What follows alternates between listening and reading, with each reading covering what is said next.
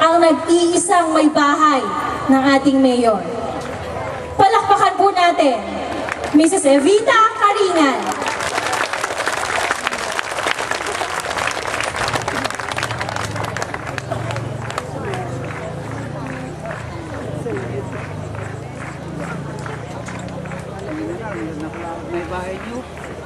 Magandang gabi po, ay magandang umaga na po sa inyong lahat.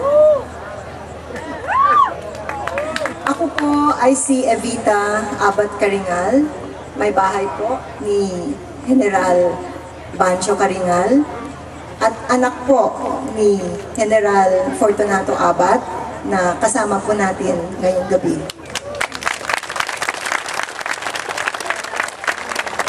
Nais ko pong ipakilala ang aking asawa at bigyan kayo ng isang larawan tungkol sa kanya na di nakikita ng maraming tao. Sa hindi po nakakaalam, si Banjo ay nanilbihan sa ating bayan bilang isang pulis sa loob ng 36 na taon na ang mahigit sa kalahati ng kanyang oras ay napalayo siya sa amin. Sa kanyang trabaho, napabilang si Banjo sa napakaraming mga importanteng operasyon at mga mahihirap na misyon na sa awa ng Diyos ay matagumpay at matiwasay niyang hinarap. Maaaring isipin po ninyo na dahil siya ay taong militar, siya ay istrikto at may pusong bato. Diyan po kayo nagkakamali. Sa loob ng 33 taon naming pagsasama, ay pulos pagmamahal lamang ang aking nakita at nadama ko sa kanya. Siya po ay napakabuting asawa at ama na may mababaw lamang na kaligayahan. Ang sama-sama naming pagsimba tuwing linggo at kumain sa labas, ang laruin ang aming kaisa-isang apo, ang paliguan ang mga aso sa bahay, at kumanta ng kanyang mga paboritong kanta sa karaoke. Kaya't napakasayang araw po para sa amin nang siya ay magretiro na sa serbisyo dahil ang akala ko po ay masosolo na po namin siya. Ngunit siguro kapag ang nakasanayan ng isang tao ay manilbihan sa bayan, lalo't lalo na tapat sa pagsiservisyo, ay napakahirap nitong basta lamang talikuran. Kaya't nung si Banjo po ay magpasyang ialay ang kanyang sarili upang kayo namang kanyang mga kababayan ang pagsilbihan, mabigat man po sa aming kalooban dahil hindi po kami sanay na makihalok sa napakaduming mundo ng politika, ay buong puso namin siyang sinuportahan.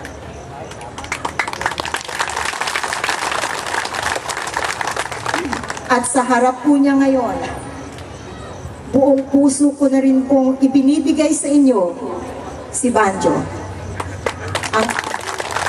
ang aking butihing asawa at pinakamamahal na tao sa aming pamilya.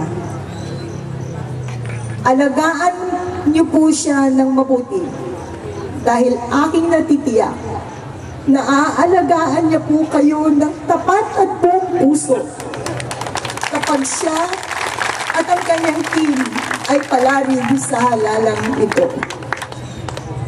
Mga kababayan, nais ko pong ipakilala ang susunod na alkalde ng Cabuyao. Ang taong katuwang ko sa pagpapalaki ng 4 naming mga anak na pawang matagumpay sa kanilang mga propesyon at tulad ng kanilang ama ay makadiyos, makabayan at may respeto sa batas. Ito na po ang aking pinakamamahal na asawa, ang inyong magiging ama, si Jaime Banjo Caringal.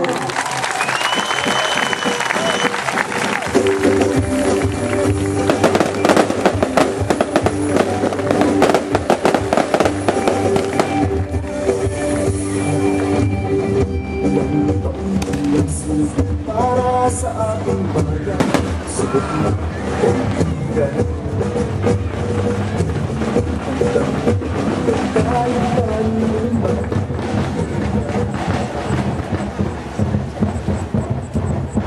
magandang umaga.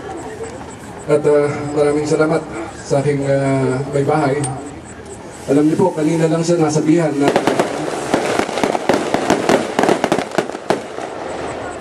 na siya yung magpapakilala sa akin. At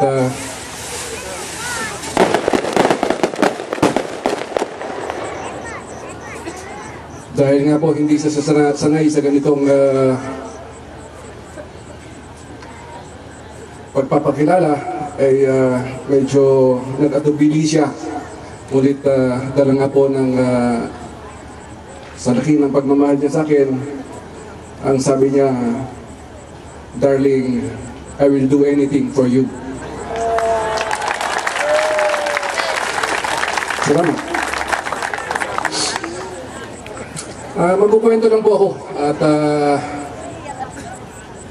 ito na may siguro sa tagal ng paghihintay ko at inabot na nga tayo ng umaga ay pagbibigyan niyo ako magkwento ng love life ko.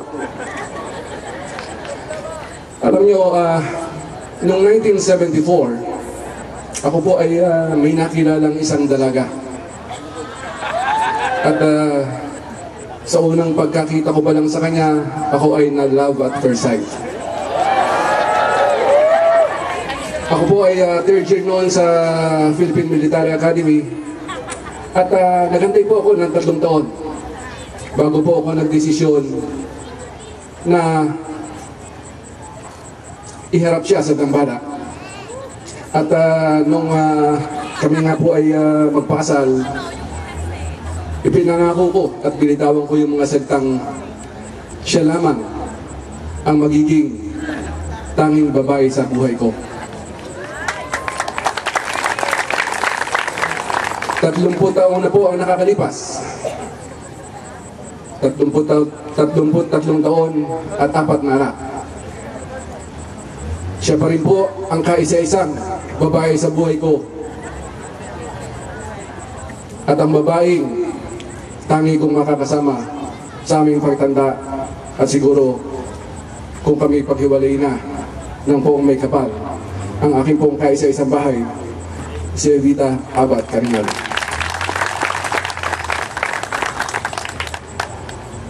Ako po ay isang simpleng taga-Nyugan, Cabuyao, Laguna na may malaking pangarap na ako po'y maliit.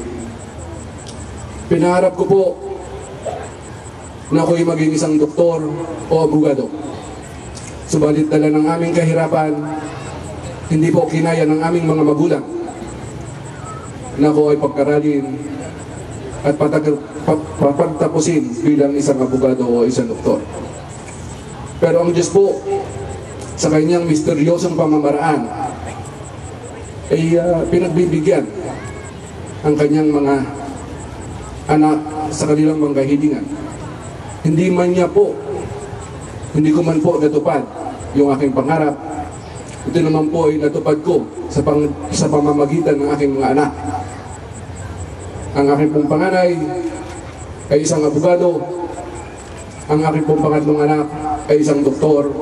At ako po ay isang frustrated singer. Siguro nakita niyo naman ako'y pumasok, pinipilit kong kumanta. Yung aking pong frustration bilang isang manganganta ay tinupad naman po ng aking anak na si Tuti.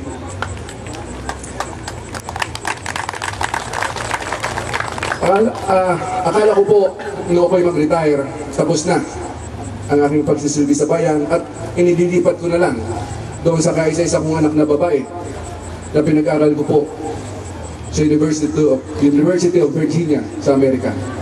Dahil siya po ay patuloy na naglilingkod sa ating mga kababayan bilang isang worker sa Gawad Kalinga kung saan inaalagaan niya ang ating mahihirap na kababayan sa Payatas.